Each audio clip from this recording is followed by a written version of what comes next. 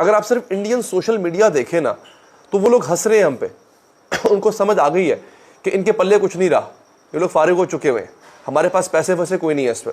हाय हाय मैं आपको बताता हूँ नाज़रीन हुआ क्या है। एक बहुत बड़ी न्यूज़ आई है गाइस, जिसके बारे में पाकिस्तानी कभी सोच भी नहीं सकते गाइस। उस किस्म के हालात आ गए पाकिस्तान के हालात उस किस्म के लाए गए हैं गाइस।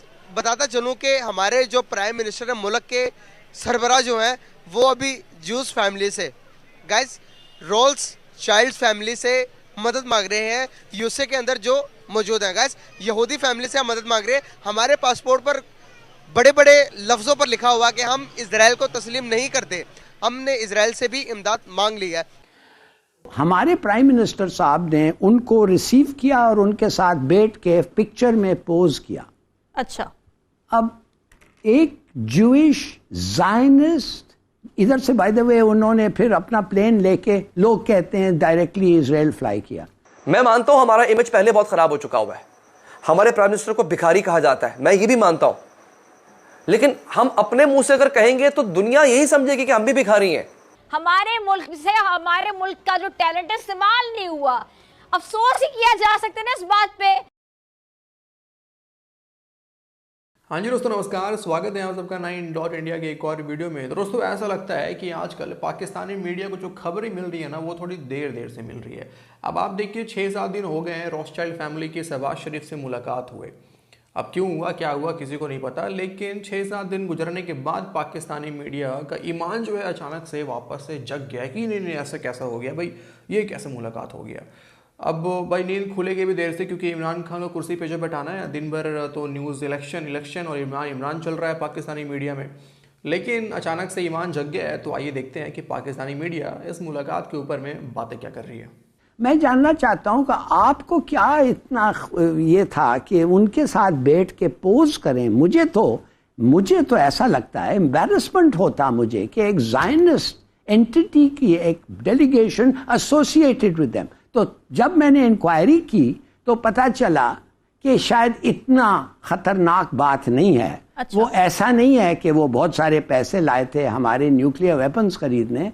वो आए इसलिए थे कि वो हैं फाइनेंशियल एनालिस्ट्स, ठीक है, और वो और दूसरे एनालिस्ट लाइक लैजर्ड्स, उनका काम ये होता है कि जो मुल्क रीशेड्यूल करना चाहते हैं अपने डेट्स को या इकोनॉमी को रीस्ट्रक्चर करना चाहते हैं, वो आके आपको एडवाइस देते हैं। अच्छा। और उनके लिए आप एक क्लाइंट होते हैं और उन क्लाइंट से वो पैसे लेते हैं और इन रिटर्न आपको वो एडवाइस देते हैं। तो चलिए, मेरा ये सोचना कि ये गलत था हमारे प्राइम मिनिस्टर साहब को, नहीं, आई विड्रॉ दैट। और मैं कहता हूं कि शायद उनको कुछ बेनिफिट भी हुआ होगा उस कॉन्वर्सेशन के साथ, मगर उन्होंने ये बताता क्या है रामीन, वो छोड़िए वो क्यों, ये बताता ये है कि एक हिंट मिल रहा है आपको IMF से। क्यों आप समझते हैं 1 हफ्ता 10 दिन गुजर गया जब प्राइम मिनिस्टर कह रहे थे बस अभी आ रहा है एग्रीमेंट, अभी तक नहीं हुआ। क्यों? मैं आपको बताता हूं क्यों।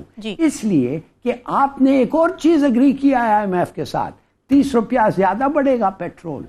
तो ये तो हमारी हालत है नाज़रीन, हमारे लिए खुशी की खबर है। इस वक्त सोशल मीडिया पे इस बात की खुशी मनाई जा रही है कि वेरी गुड। रॉथस्चाइल्ड कौन है? रॉथस्चाइल्ड फैमिली कौन है? इस दुनिया में सूद के कारोबार का अगर कोई जायजा ले और सूद के कारोबार को इस बड़े आलमी पैमाने कर उसकी वुसअत का जायजा ले, तो उसका सिरा जो है वो उसको आखिर में रॉथस्चाइल्ड फैमिली पे जाके मिलेगा। लेकिन इस वक्त उनकी सेहूनियत, ज़ायनिज़्म की तारीख पे गुफ्तगू करना चाहता हूँ कि कौन सी फैमिली है और ये क्यों आई है। इसके बारे में यकीनन मुझे और हर उस शख्स को परेशान होना चाहिए कि जो इस पाकिस्तान के इस्लामी तशक्कुस से मोहब्बत करता है। क्या हमें इजराइल को तस्लीम करना चाहिए या नहीं? क्या हम इजराइल को तस्लीम करेंगे आने वाले टाइम के अंदर? नहीं करेंगे, बिल्कुल हम तस्लीम नहीं करेंगे उसे। आप तस्लीम करते इजराइल को? नहीं, बिल्कुल नहीं करते। क्यों नहीं करते? नहीं करते, वो मुल्क ही नहीं, गद्दार मुल्क है वो। किस किस्म का गद्दार है, किस वजह से? गद्दार है वो, गुस्ताखियाँ करते हैं, हमारे शान के अंदर गुस्ताखियाँ करते हैं, नबी सल्लम की शान में गुस्ताखियाँ करते हैं, इसलिए हम उसे कबूल नहीं करते, कभी भी नहीं करेंगे। कह रहे हैं आप? तौबा नौज़बिल्लाह, वो बहुत गलत करते हैं। गुस्ताखी रसूल है, ऐसे तो नहीं इनको एक्सेप्ट कर सकते। हमें हर ताल्लुकात तोड़ देने चाहिए ना इजराइल से, किसी किस्म का लेन देन नहीं करना चाहिए। बिल्कुल हर चीज़ का बाइकआउट कर देना चाहिए। अगर जो इजराइल से लेन देन करता हो उसके उसके सजा क्या होनी चाहिए? उसे सजा सरेआम फांसी देनी चाहिए, सरेआम सरेआम फांसी देनी चाहिए। भाई आप बताएं, जो इजराइल से लेन देन करता है उसकी सजा क्या होनी चाहिए? फांसी दे देनी चाहिए, सरेआम फांसी देनी चाहिए। जाहिर है यार। यार भाई अभी एक सवाल लेकर आपके सामने आया हूँ। हमारे मुल्क के प्राइम मिनिस्टर शहबाज शरीफ साहब ज्यूस की फैमिली है जिसे रॉयल चाइल्ड फैमिली कहते हैं। भाई वो यूएसए के अंदर मौजूद है, उनसे इमदाद मांग ली है, उनसे मदद मांग ली है और उन्होंने कहा कि पाकिस्तान के हालात बहुत ख़राब है, आप हमारी मदद करो। इजरायली हैं, जूस हैं, यहूदी हैं, उनसे मदद मांगी तो उनकी सज़ा क्या होनी चाहिए शहबाज शरीफ साहब? शहबाज शरीफ की सजा नाअहल कर दिया जाए सबसे पहले तो उन्हें। आपको लगता है पाकिस्तान के निज़ाम सही चल रहे हैं?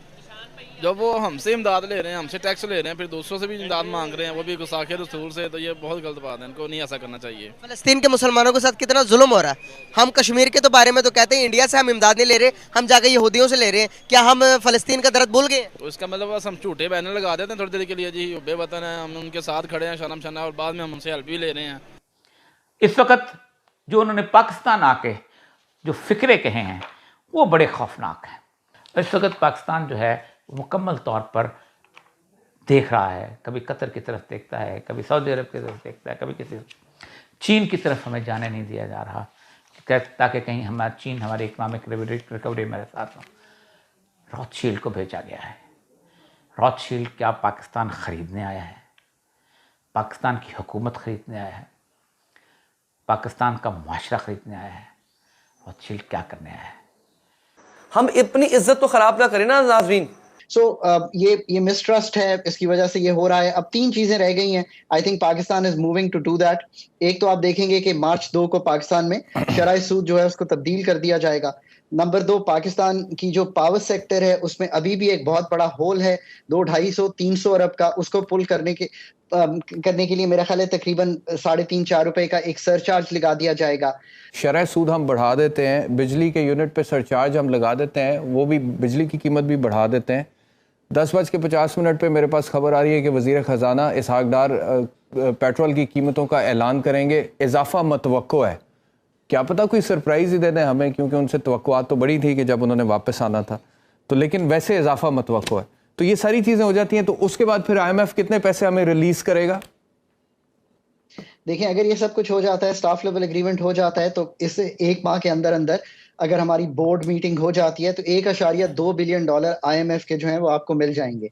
$1.2 बिलियन फिर हमें रिलीज कर देगा IMF, जो पाकिस्तानी कितने बन गए आज के डॉलर के रेट के हिसाब से? तकरीबन अगर आप इसको 260 से मल्टीप्लाई कर लें तो ये तकरीबन पाकिस्तानी 312 अरब रुपए बन गए। अच्छा जी, अब 312 अरब रुपए से कितनी देर हम गुजार लेंगे इससे पहले कि दोबारा हम कशकोल पकड़ के IMF के पास जाएं और उसके बाद फिर उनकी डिमांड्स के मुताबिक महंगाई करें मुल्क में? कितना टाइम गुजर जाएगा इसमें? एहतशाम साहब, बात इस तरह से है कि सिर्फ IMF के पैसे जब अप्रूवल हो जाती है तो are not the only ones which flow into a country. Pakistan को इसके साथ साथ ADB, वर्ल्ड बैंक, IDB के पैसे भी मिल जाएंगे। पाकिस्तान को अभी आप देखें हम बढ़ रहे हैं उनकी तरफ, तो $700 मिलियन चाइना ने रीफाइनेंस कर दिया है, जो कि शो अप हो जाएगा हमारे रिजर्व्स में। पैसे आ गए हैं, अब जब भी नेक्स्ट रिजर्व्स का नंबर आएगा तो ये इसमें दिखाई देंगे। अब 1.3 बिलियन एक और चाइना से हमारा रोल ओवर हो रहा है, एक UAE से रोल ओवर है। तो दोस्तों ये था आज का वीडियो। और मुझे तो कभी कभी पाकिस्तानियों के ईमान पे मतलब मुझे समझ में नहीं आता इनका ईमान है तो किस तरह का है। जब भीख लेना हो, इमदाद लेना हो, कर्जे लेने हो तो अचानक से ईमान जग जाता है। फिर क्या काफिर, क्या यहूदी, सब जगह से लो, जहाँ से आ रहा है वहाँ से लो। लेकिन फिर अचानक से कभी इनका जो ईमान है वो उठ खड़ा होता है कि नहीं नहीं नहीं, काफिर से नहीं जी, यहूदी से नहीं, यहूदी से क्या रिश्ता रखना है। मुलाकात करते हैं अगले वीडियो में। जय हिंद।